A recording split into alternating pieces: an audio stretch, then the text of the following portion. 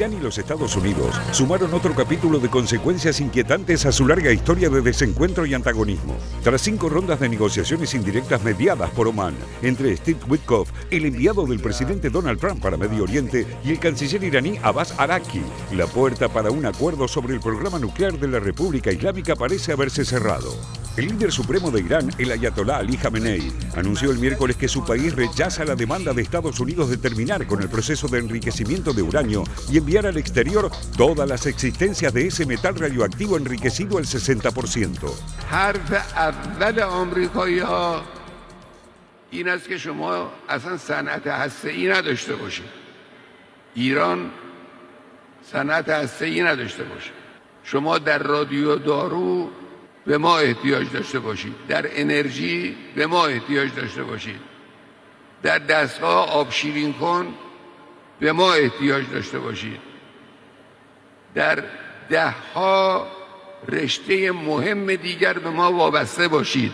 اصلا صنعت هسته‌ای نداشته باشید. طرحی که آمریکایی‌ها ارائه کردند 100% ضد ما میتوانیم است. Teherán insiste en que el propósito de su programa nuclear iniciado en los años 50 y que actualmente incluye instalaciones de procesamiento de uranio, plantas de enriquecimiento de agua pesada, reactores nucleares y minas de uranio es completamente pacífico. Y como firmante del Tratado de No Proliferación Nuclear, asegura que no persigue la fabricación de armas nucleares.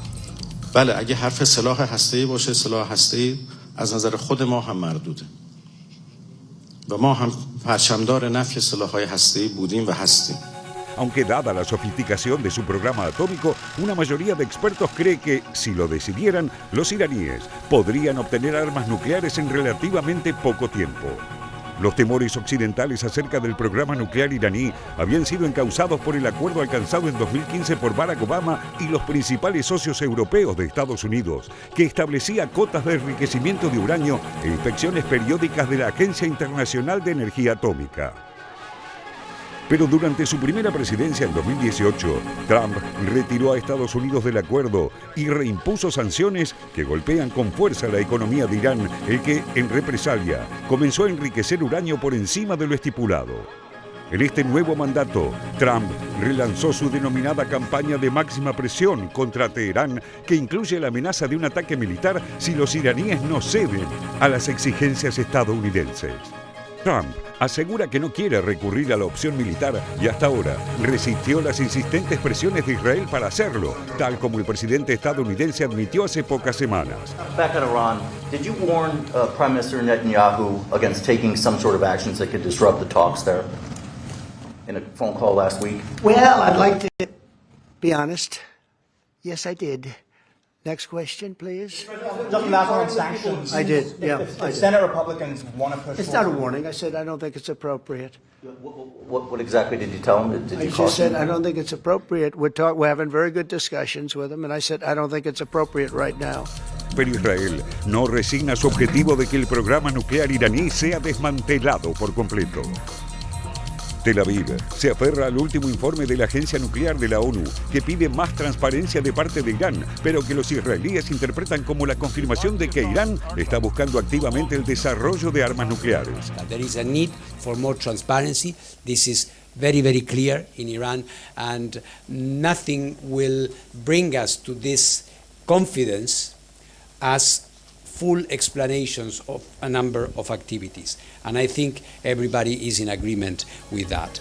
Según publicó la agencia Reuters en mayo, Israel se prepara para atacar las instalaciones nucleares de su principal rival regional, con o sin la ayuda de Estados Unidos. So the IAEA reported a grave and unequivocal report on Iran nuclear program on Saturday. The agency presents a stark picture that serves as a clear warning sign. Despite countless warnings by the international community, Iran is totally determined to complete its nuclear weapon program. The report strongly reinforced what Israel has been saying for years. The purpose of Iran's nuclear program is not peaceful.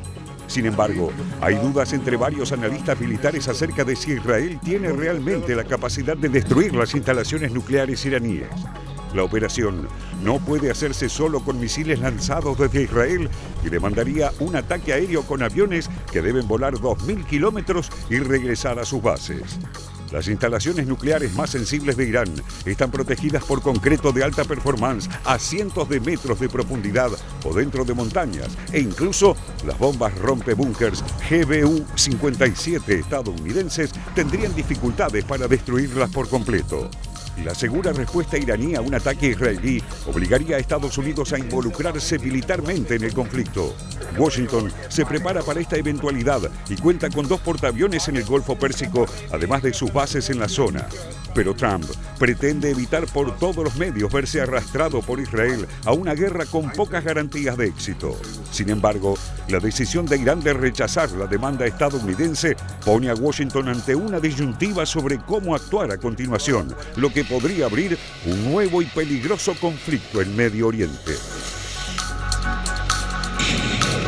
Le damos continuidad a este informe especial, se lo habíamos adelantado.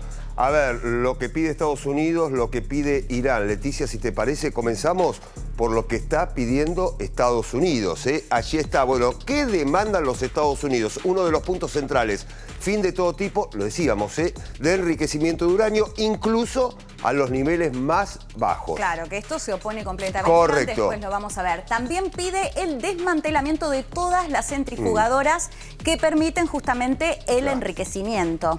Bien, verificación de que el programa nuclear es exclusivamente para fines pacíficos. Así es, y también lo que piden es la verificación del programa de misiles iraníes. Bueno, hasta aquí las demandas de los Estados Unidos. Ahora vamos a Irán.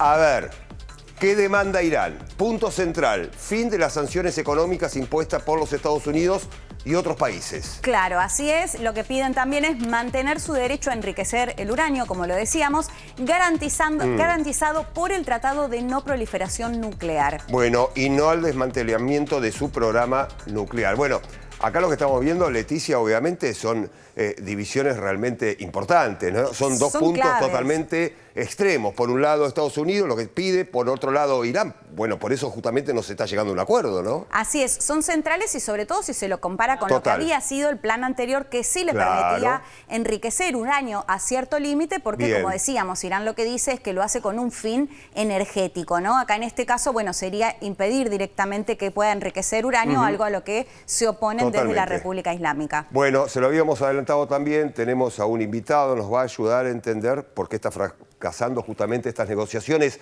Félix Taylor, con quien estaremos dialogando en minutos. A ver. Nuestro invitado de hoy es Paulo Botta. Él es especialista en política de Medio Oriente, licenciado en Relaciones Internacionales, doctor y diploma de estudios avanzados por la Universidad Complutense de Madrid, director de la Oficina de América Latina de Trends Research and Advisory de Emiratos Árabes Unidos y autor de artículos en revistas y publicaciones especializadas sobre política de Eurasia y Oriente Medio. Paulo Botta, buenas tardes, un placer. ¿Cómo le va?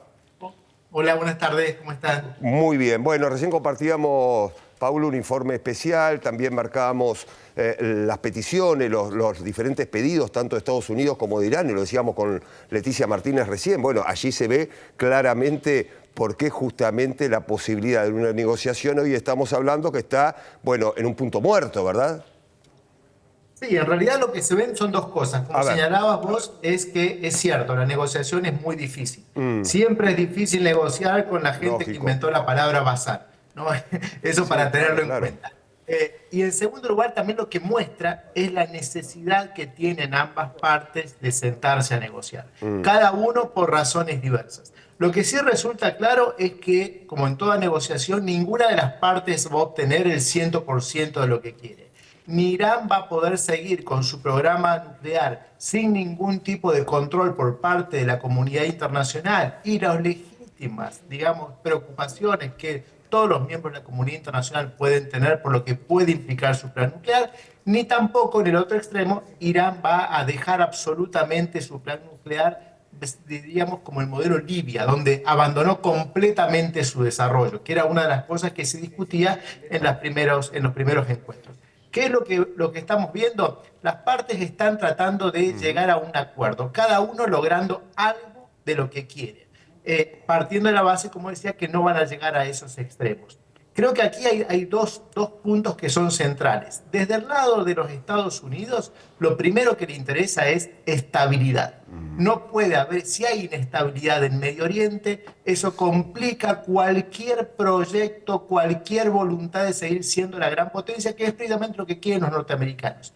También esa idea de que la inestabilidad complica mucho a los países árabes del Golfo. Todos los países árabes del Golfo tienen programas de aumento y diversificación económica que básicamente dicen hay que comerciar más. No puede haber comercio en medio de una guerra, ¿sí? Pero por otra parte, yo diría que los iraníes están en una situación similar. Ellos saben muy bien que tal como están no pueden continuar. Necesitan algún tipo de acuerdo. Y ahí es donde vamos a ver las dos partes. Yo diría, si me permitís, hay algo importante y es... tanto en Irán como en Estados Unidos como en la región hay también muchos actores que no están a favor de un acuerdo, o lo cual diría de otra manera, que un acuerdo no les vendría muy bien. Y por lo tanto también vemos estas voces disonantes que tal vez no ayudan a la diplomacia. Claro. Paulo, una de esas voces es sin dudas Israel, ¿no? ¿Crees que en ese contexto podría, por ejemplo, llegar a aceptar un acuerdo en el que Irán decida no enriquecer uranio a cambio, por ejemplo, de levantar las sanciones económicas? ¿Crees un panorama posible de esas negociaciones? Sobre todo pensando en esto que decías, bueno, ninguno va a obtener el 100% de lo que quiere. Yo diría que no sé si es tan difícil para Israel, es difícil para la administración Netanyahu. Que la administración Netanyahu ha dicho muchas veces que Irán es un tema, una línea roja. Pero no nos centremos solamente en Israel. Pensemos tal vez en Rusia. En el año 2015, cuando se negoció el primer acuerdo nuclear, Rusia estaba, digamos, del lado de Estados Unidos. Hoy está al frente de Estados Unidos. Cualquier acuerdo nuclear que implique que Irán regrese al mercado internacional es una mala noticia para Rusia. Digamos, es cierto que para Israel siempre se le da mucha visibilidad, pero hay muchos otros actores regionales muy relevantes para los cuales un acuerdo tal vez no es la mejor noticia. Bueno, de hecho Rusia, perdón, pero en las últimas horas el propio Putin se ofreció a ser uno de los países mediadores. Es lo que uno hace en cualquier negociación cuando no se llega a un acuerdo. Es el mediador para que la conversación siga y siga y siga. No sea cosa que si uno no está, las partes lleguen a un acuerdo. A ver, Paulo, ¿cuánto tiempo vos crees que puede llegar a pasar de este no acuerdo para que la cosa se complique aún más? ¿Qué paciencia hay de Estados Unidos y cuánta paciencia hay de Irán? Los dos tienen mucha presión para seguir avanzando. Eso es, esa es la realidad. Y hay muchos actores regionales, en el caso sobre todo me refiero a los países árabes del Golfo, que desean que esto llegue a buen puerto. En realidad yo diría que los puntos centrales son cuántas organizaciones van a estar incluidas en este acuerdo. Mientras más organizaciones, mientras más actores haya incluido en la especie de garantía, mejor va a ser para el acuerdo, porque va a dar menos discrecionalidad a las partes para abandonarlo. Ese es el primer punto. Por eso Irán siempre quiere que la agencia, que haya un consorcio internacional, que haya estados vedores, etcétera, etcétera, ¿no? Entonces, y por lo tanto para Estados Unidos también es muy relevante no perder esta primacía que tiene hoy en la región en cuanto a su política y tampoco perder aliados, ¿no? Porque es cierto que Estados Unidos es una gran potencia, pero también es cierto que necesita que otros actores de la región acompañen su política. Paulo, en ese contexto decías, bueno, Irán necesita también este acuerdo. ¿Cómo describirías la situación actual con el presidente actual en cuanto a, bueno, hablábamos de protestas hace un tiempo, hablábamos de crisis económica, bueno, la cuestión siempre de las sanciones y cómo también afecta, digamos, a la economía. ¿Cómo describirías en este momento la situación en Irán? La situación es mala en casi todos los sentidos. En primer lugar, es mala desde el punto de vista de la política doméstica, por muchas razones. En primer lugar, porque es un sistema político cada vez menos representativo. Cada vez menos gente va a votar, porque la juventud iraní considera que las elecciones no tienen ningún sentido. En primer lugar, es un sistema poco representativo. En segundo lugar, es un sistema donde las élites gobernantes están en una carrera por la sucesión de Khamenei, que tiene 86 años, abierta. Y ahí hay dos sectores muy duros que se están enfrentando. Uno que podríamos llamar los clericales y otro lo que llamamos los miembros de los sistemas de seguridad, inteligencia y fuerzas armadas. Cada uno piensa un Irán distinto. Unos son los que hicieron la revolución, otros son los que hicieron la guerra. Y por si esto fuera poco, la gestión económica es mala, pero no solamente por las sanciones internacionales, sino también porque hay casos de corrupción, porque hay pues, cosas que no se hacen bien, etcétera, etcétera. En el medio de la población que no tiene ni libertad, ni representación, ni posibilidad de que esto cambie. Por tanto, la presión desde el punto de vista social es mucha, la presión política es otro tanto, y la presión económica aún más, porque Irán es un país que está hoy casi fuera del sistema internacional. En este sentido, a pesar de que sigue haciendo esfuerzo por seguir vendiendo sus recursos, es un país que está sufriendo mucho en términos de inflación, en términos de devaluación, etc. Por lo tanto, los iraníes, el sistema político iraní tiene una gran necesidad de llegar a un acuerdo y por eso, como lo señalaron ustedes, su principal demanda es que se levanten las sanciones. Bien, Pablo, recién decías, Estados Unidos no quiere perder aliados en la región. Me parece que es un punto central, ¿no? Porque, digo, si uno empieza a analizar la cuestión esta del no acuerdo o el no de las negociaciones por este plan nuclear, me parece que es fundamental este punto que vos recién abordabas. Sí, y a diferencia, yo diría, lo que sucedió cuando se negoció el acuerdo en 2015, es algo cambiado, ¿no? Bueno, claro. En 2015 los países árabes del Golfo tal vez no estaban tan digamos, deseosos de que se llegara a un acuerdo, pero ahora ya no es así.